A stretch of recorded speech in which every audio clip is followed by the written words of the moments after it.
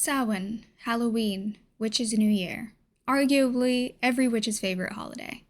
Are you looking for some ways to celebrate this year? Keep watching.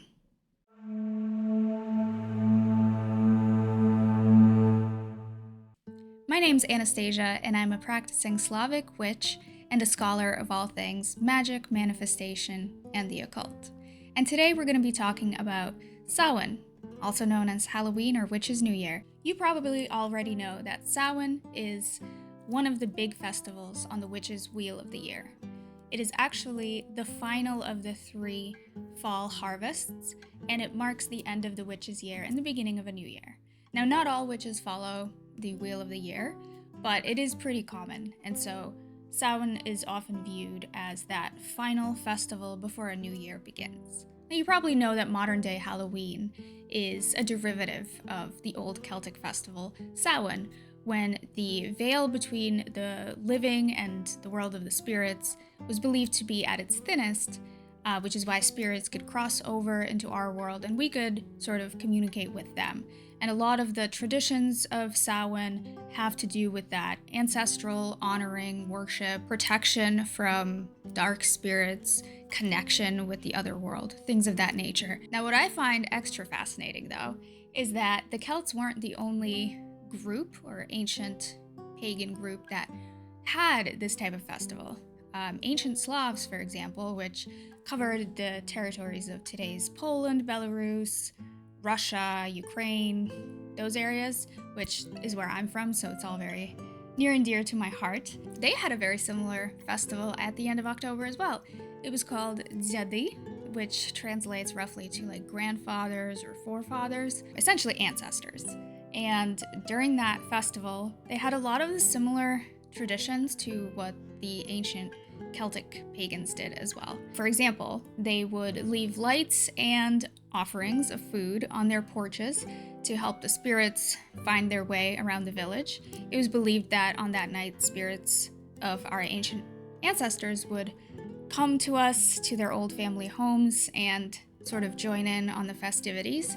So a lot of times you would even leave a plate and maybe even a little bit of vodka and some food for them so that they could join you at the table. Additionally, people went out and danced around a big bonfire, practiced all sorts of different divination techniques, and interestingly, although they didn't carve pumpkins, they did have these spooky masks that they would put on as an attempt to confuse or protect themselves against some of the evil spirits that could also get through the veil. So very similar themes there to the ancient Celts. And then when you look at some of the other groups, you start to notice a pattern. It seems that a lot of the ancient people understood that this time of year was truly special and that there really was some kind of thinning of the veil and a connection between our world and the spirit world. So, what can you, as a modern-day witch, do to partake in some of these traditions?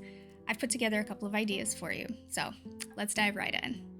Cleansing your space is a great idea this time of year because the veil is so thin and because certain entities can get through.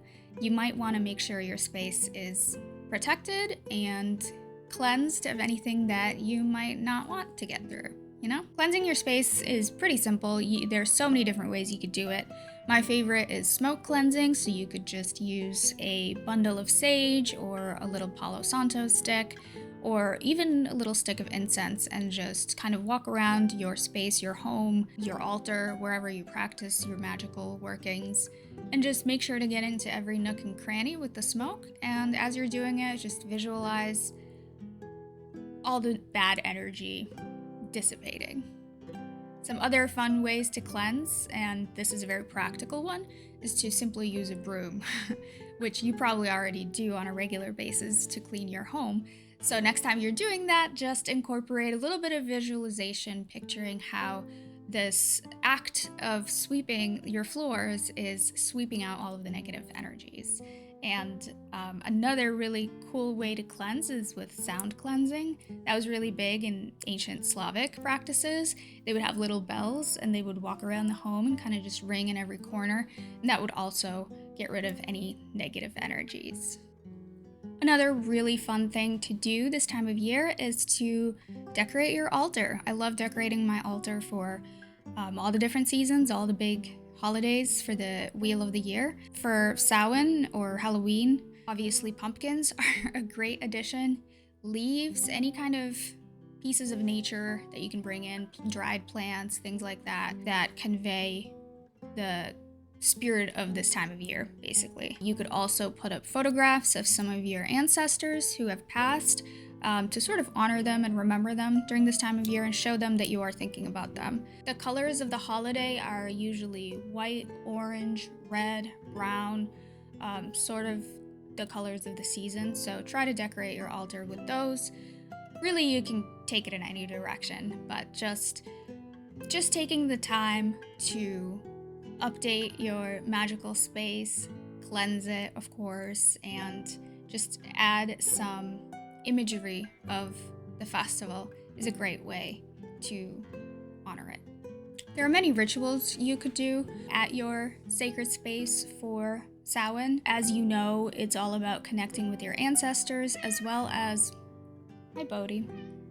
That's my cat. My little familiar decided to say hi. Hi. Thank you for joining me. Where was I? So, as you know, a lot of the themes of the holiday are connecting to your ancestors as well as letting go of things that no longer serve you.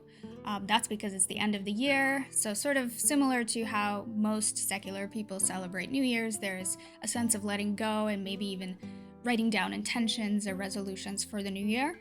So you can incorporate some of these ideas into the rituals that you are performing for Samhain. One of the things I like to do for letting go is just writing down a list of things, emotions, people, activities that are just no longer serving me and I don't want to bring them with me into the new witch's year. So I'll write it down on a piece of paper and then just burn that piece of paper safely to watch those things dissipate in front of my eyes, and it's a great way to sort of enter the new year with a fresh slate. Another great thing to do is doing a little journaling and scripting for the new year. So that's writing down in present tense, as if it already happened, all of the things that you actually want to bring into your life starting in November and for the foreseeable 12 months. Scripting is a powerful manifestation technique. It's not just a way to write down your intentions, but a way to actually feel them as you're writing them down, because you're writing them down in present sense. And just as you're writing, try to visualize all these things coming true and try to feel what it would feel like when they do come true.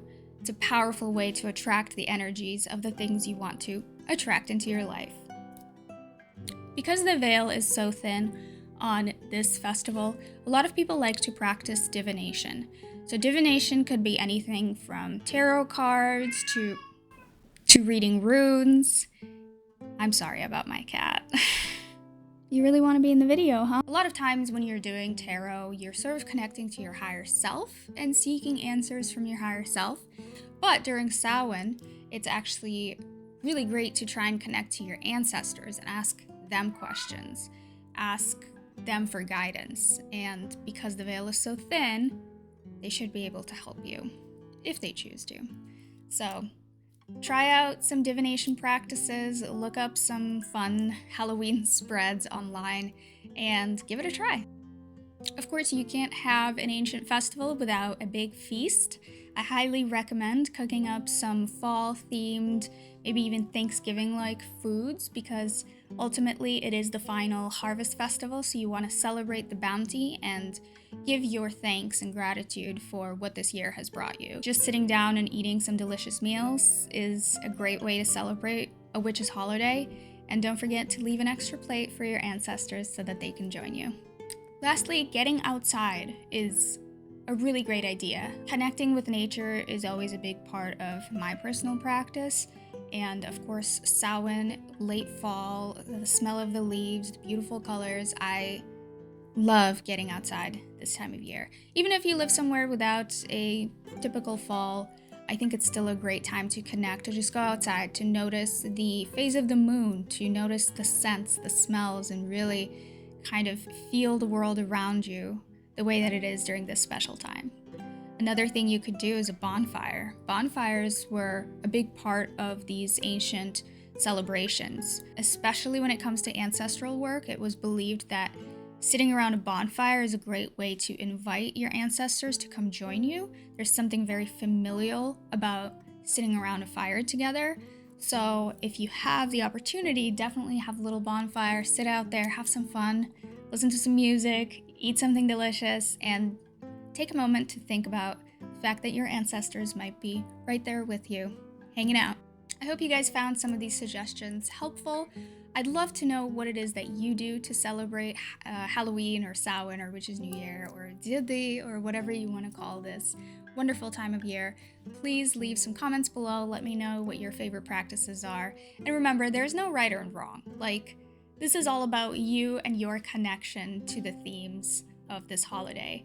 So whatever makes you feel connected to your ancestors, whatever makes you feel connected to the cycle of the year, the ending and a new beginning, maybe even what makes you feel connected to the cycle of life. After all, Halloween and Samhain is all about death, maybe not in a morbid way, but it is a time of year when nature lets go, where leaves die, where plants go into hibernation, and things just sort of slow down. And there's some beauty in that.